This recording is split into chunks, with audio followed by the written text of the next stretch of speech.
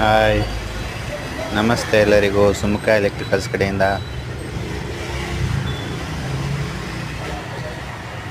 ಇದೊಂದು ಪ್ರೀತಿದು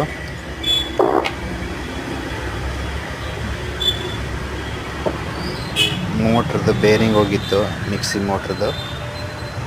ಅದನ್ನು ರಿಪ್ಲೇಸ್ ಮಾಡಿ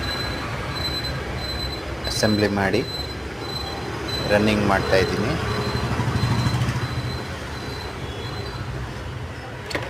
ಅದರದ್ದು ವಿಡಿಯೋ